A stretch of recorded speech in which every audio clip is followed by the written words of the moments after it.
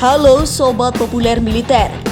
Pemerintah Indonesia dan Rusia sepakat untuk memperkuat kerjasama melawan kampanye hitam embargo bahan mentah yang dilakukan oleh Uni Eropa. Kerjasama itu dibahas dalam sesi telepon antara dua negara itu. Dalam kesempatan itu, Presiden Jokowi mengatakan perlawanan terhadap kampanye hitam di Eropa akan lebih optimal jika dilakukan bersama oleh kedua negara. Seperti diketahui, Indonesia dan Rusia merupakan penghasil utama bahan mentah energi hingga industri di dunia.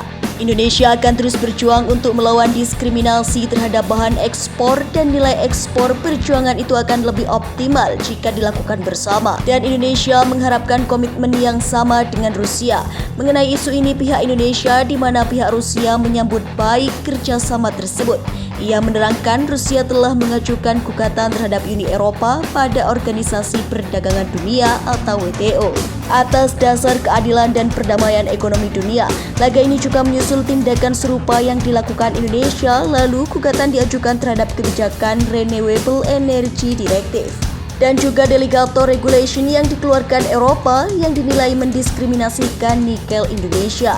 Kampanye anti-stop ekspor ini tidak berdasar dan tidak digambarkan kelestarian industri dunia serta menjangkau atau bertentangan komitmen WTO mengenai amalan perdagangan bebas. Via Rusia mengatakan perlawanan terhadap diskriminasi ini bertujuan untuk memastikan kesehatan pendapatan dan kemajuan suatu negara yang hidupnya bergantung dari komunitas itu. Ini untuk memastikan kita dapat melindungi nilai industri kita, terutama menyelamatkan berjuta-juta nilai tambah yang bergantung hidup sepenuhnya pada industri bahan mentah hingga energi Rusia dan Indonesia. Sebelumnya, Indonesia bersama dengan Rusia yang tergabung dalam Dewan Negara-Negara Produsen Energi dan Bahan Mentah Industri sepakat mengirim misi bersama untuk menentang pemberlakuan kebijakan Uni Eropa dan gugatan yang di WTO.